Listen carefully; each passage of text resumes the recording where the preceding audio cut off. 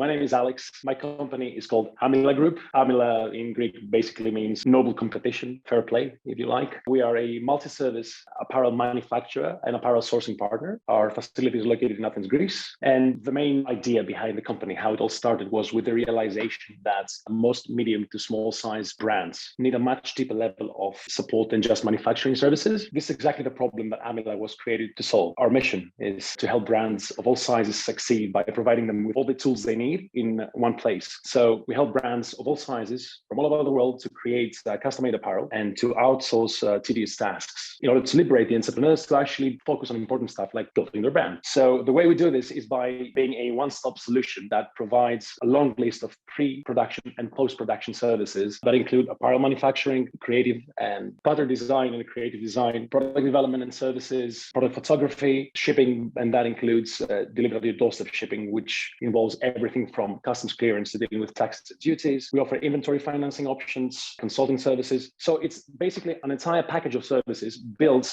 that go way beyond just apparel manufacturing. And we try to see the business as a whole and try to identify areas where we can provide value to our customers, especially they're like small to medium-sized brands. So how would somebody know that they would be a great fit for you? What are you looking for that shows you like, this is going to be a great client, I totally want to work with them? It has to do with whether I personally can actually help a specific brand, because the truth is that we don't make our money during the first round of samples. We don't make our money usually during the first order. So it's about building long-lasting relationships. So if I do not see long-lasting relationship potential within a new client, I will be the first to tell them. I'll tell you, like, I cannot help you to the extent that you need, or like maybe this is a service that I cannot provide. So that's the first barrier. And I have actually done this quite a lot, because what is different now to the past is that those packages that in the past we were only offering for like higher quantities and we were playing with larger players within Europe. So now we're trying to scale it down to help more startups and smaller brands. So it's very important for us to actually know with whom to work and with whom not to work. What we're actually looking for is brands that either have a pre-existing selling history. So they're either looking to add some apparel to their existing collections, either for brands that are in the fashion industry. So they're not selling spatula, as you said earlier, they're selling fashion. So that means that we have the fashion cycle, which is separated into 2 seasons, and each season contains summer, spring, fall, winter. And then you have brands that are not specifically fashion orientated, but they're serving a specific audience. So work from home moms, for example, they already sell other things, but they want to include apparel to their line of products. It's not done like on demand, none of that, right? Some clients, they do private labeling, which is something that we do, but this is not what we specialize. What we specialize is custom made apparel. So for example, you want to make something very specific. And by specific, if you're a fashion designer, for example, you might want to create a fashion line with your very own touch, your own fabrics and so on. So that's a very different business model because it requires a lot of communication, a lot of back and forth between you and me. Our bread and butter essentially is custom made. Problem with MOQs, especially when you go for a custom made, is that it's ridiculously high. And the reason for this is it's understandable, right? Because if you are to spend work hours to design, work hours to make samples, to this and that, it's such a tedious process. It includes so many moving parts that it's actually very understandable for manufacturers to actually require larger MOQs. Now, for us, what I've tried to do through this package is solve this issue from a different angle. So we start by saying to new customers, you cannot spend less than 5,000 euros with us, approximately the same in USD, I think, right now, $5,000 to $6,000. That's like the minimum we work with for new startups. But at the same time, we offer a series of other services that, as a whole, the value you get from the entire package is like a significantly higher multiple to this, like 3, 5, 6 times X what you're getting. By doing this, I can actually give you a lower MOQ because it gives me the margins to provide you that service. And it actually allows you to solve other issues that might come down the line or that come beforehand, such as you don't need a designer anymore. We can do it in-house. You don't need product photography anymore. We can do it in-house. We can do all of your e-com grade photography in-house. So as a whole, you can get the best of the 2 worlds. So how did you get into this? Were you family business? How did you end up here? I was born in a family of fashion designers and manufacturers, but my entire life, I always had like an innate interest and curiosity in physics and engineering. Like I actually wanted to learn how things work. So when I turned 18, I left my home country of Greece and went to England and studied electronic engineering. That little trip ended up being nearly a decade long because approximately how long I stayed in the UK. And then through a number of family family-related problems and issues. That situation made me rethink my entire life plan, and eventually decided to abandon London, that I used to live at that point, and turn back to my home city of Athens. At this stage, my brother and I, we entered the family-operated business that was struggling at the time, and the intention was to turn it around, make it work. And that's when we started like changing things, and we changed the orientation of the business. Like back then was strictly everyday casual wear. We made some strategic changes. We launched a brand of our own that's women's wear, specifically designed for plus size women. So we basically start from our size 1 is extra large.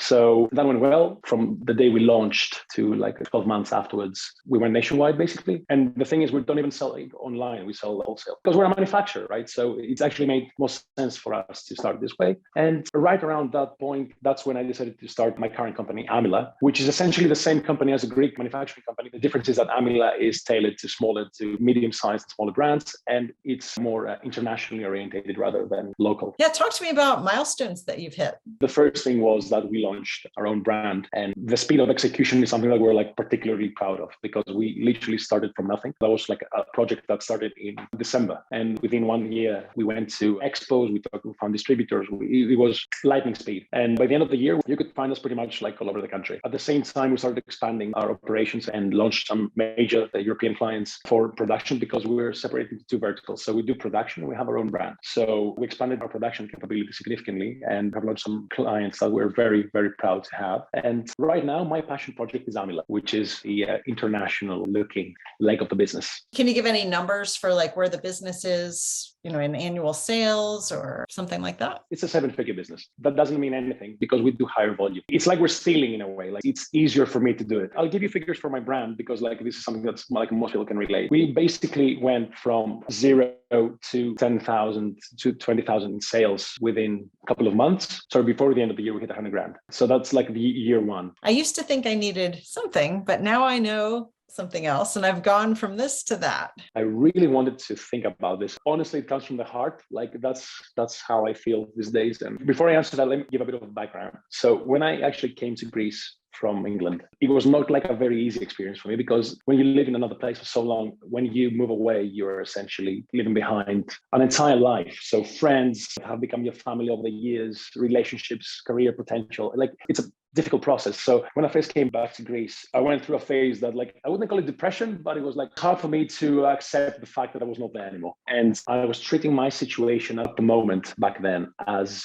a massive negative, something that I wanted to escape from. With that in mind, let me answer the question. I used to think I needed to escape, but now I know that the place you want to escape from is exactly where you should go deeper into. And I've gone to reframe what I used to consider my greatest weakness into my greatest strength. So all I did, I think that's something that has like actually made me happier in my life, is that I started treating the gifts that I have around me as a strength rather than a weakness. And that includes my family operated business and many other things. But like if we're talking about business-wise, that, because when I first came back, to me, that was like, oh, the guy that just came back to my business family and like, oh, life sucks, right? But I just reframed like the way I looked at this and said, wait a minute, like I've got a business that is already running. There's experience here. I know things that I just know them because I was lucky enough to be brought up in a family that speaks the language of apparel. There's just like things that I take for granted that like most people don't take for granted. It was like a switch for me that really, really helped. So what is your long-term plan? My long-term plan with this company specifically is I have this vision. I want to make it work like clockwork. I want to create something that I can sell if I choose to, but I choose not to sell it because I don't have to. So that is just a bit. Now, I guess like in terms of like Ryan's gospel, I guess that is implementing successfully the owner's model. That's the goal, to create a thing of beauty. So what would you say is your favorite thing about being in the community? I'm going to say what I said earlier, like it's the community. The community by itself, it's just different. I am part of entrepreneurial groups back home, for example, and like they're just not the same. There is something about this group that's special, like the sincere amount of help that I have received from people. Expectations free, right? This is not something that you find everywhere. I have met some absolutely amazing human beings in the 1%, and there is a tangible element to it because I have made connections and met current business partners in the 1%.